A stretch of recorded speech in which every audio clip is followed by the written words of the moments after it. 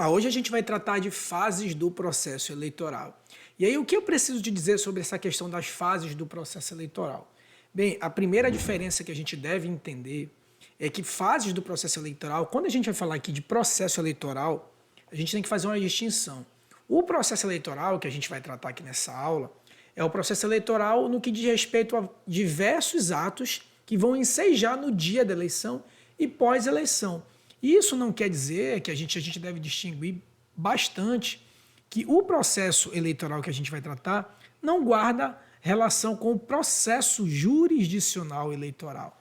Tá? Então a gente tem o contencioso eleitoral, por exemplo, as representações, a ação de investigação judicial eleitoral, a ação de impugnação de mandato eleitoral. Então, a gente vai tratar hoje aqui especificamente das fases do processo eleitoral no que diz respeito à questão executiva, ou seja, a realização das eleições, que inclusive o processo jurisdicional está contido nessas fases. Mas essa esquematização que eu fiz aqui fica um pouco mais claro da gente entender essas diferenças. Então, a gente tem aqui basicamente, né, dentre diversas fases, a gente tem aqui basicamente 6 fases que eu considero mais importantes.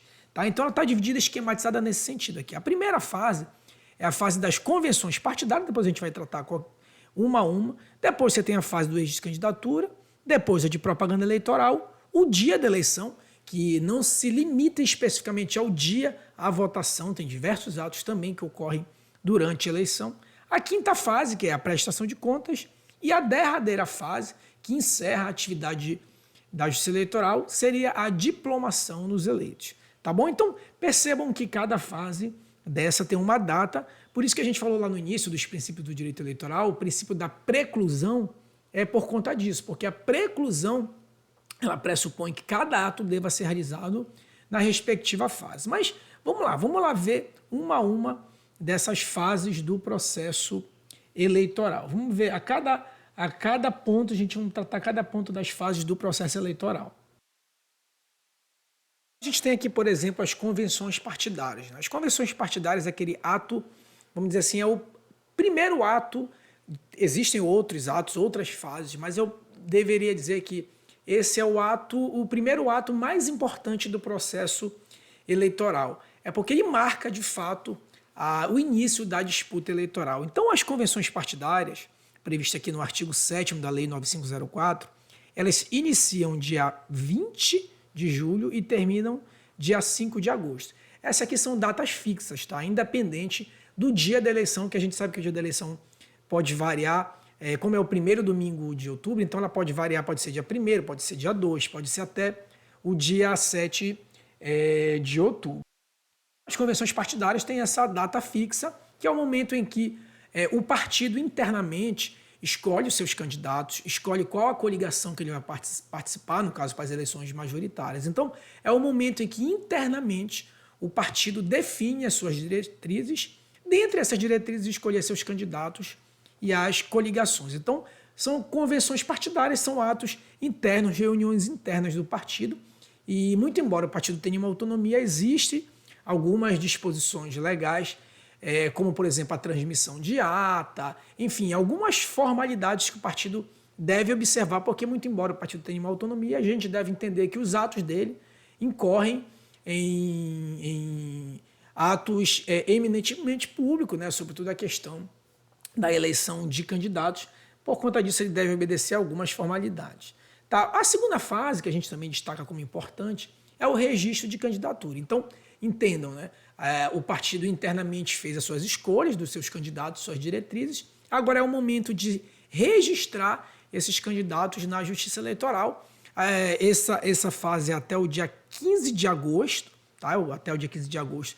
Esse registro hoje em dia ele é feito todo de forma eletrônica, pode ser feito inclusive pela internet ou entregando uma mídia eletrônica na Justiça Eleitoral, mas pode ser feito pela internet. Então é o momento em que, fazendo sempre aquela analogia de um concurso público, é o momento em que o candidato se inscreve para concorrer ao cargo público, é a mesma coisa, é o momento em que o partido vai lá e registra os seus candidatos, já escolhido anteriormente nas convenções partidárias, e também tendo como uma data fixa até o dia 15 de agosto do ano em que se realizam as eleições.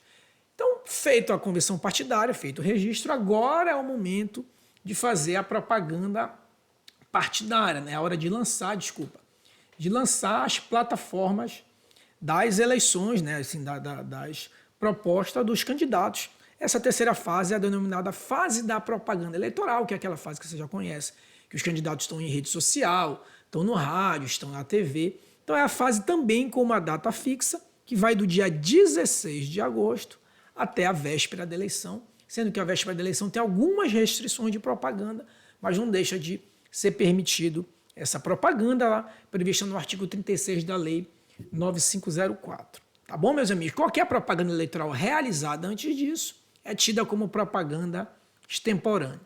E por fim não, né? Uma das fases, obviamente, parâmetro mais importante é o dia da eleição, que é realizado no primeiro domingo de outubro, o primeiro turno, né? E o segundo turno é feito no último domingo de outubro.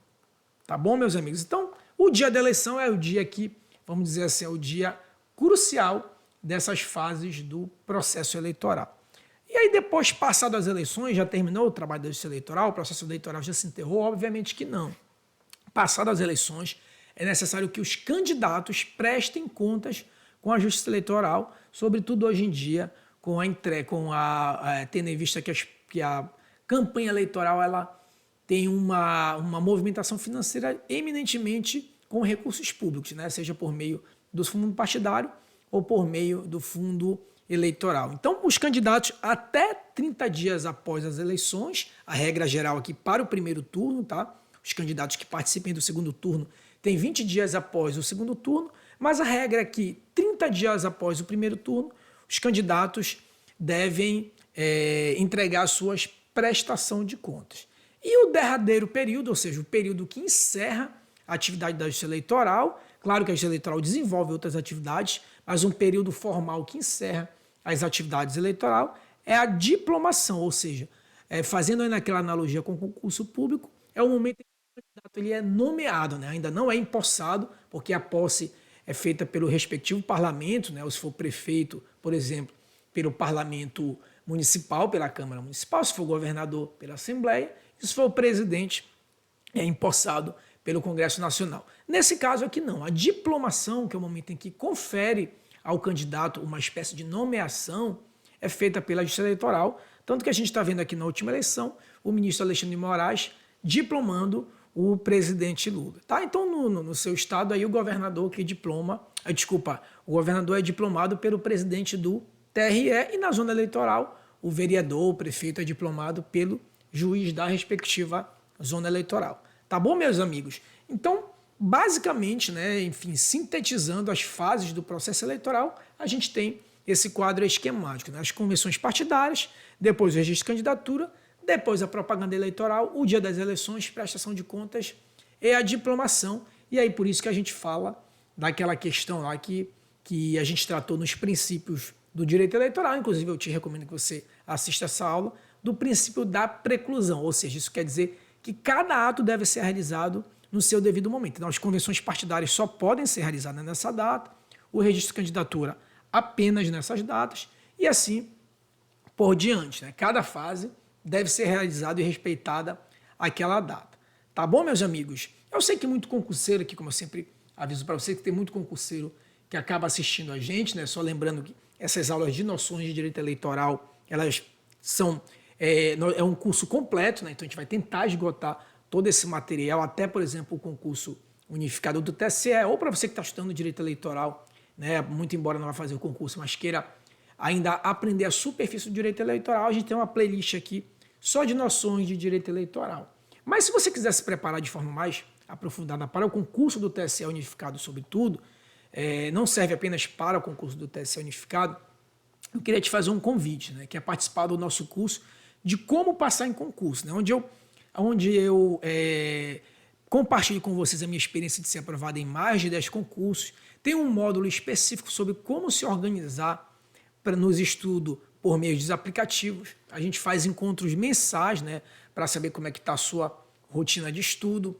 Disponibilizo também de forma gratuita flashcards, que são cartões eletrônicos para você tentar memorizar o direito eleitoral. Disponibilizo também de forma gratuita e-books de súmulas do TSE organizada por assunto e também uma planilha de estudo, tá bom? Então eu vou deixar o link aqui na descrição, se quiser acessar também www.profvalb.com, e eu também vou deixar aqui o link na descrição.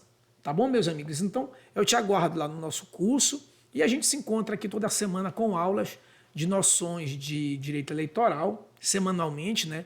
Aulas de noções, e também semanalmente a gente posta um vídeo aqui de jurisprudência do TSE, os principais julgados do TSE, que eu faço um comentário. Tá bom? Então se inscreve aqui, que é o único modo seguro de você receber esses vídeos, né? Então toda semana o YouTube vai te notificar quando você se inscrever, curte e compartilha, comenta o que você está achando dessas aulas, tá bom? Um forte abraço e até a próxima.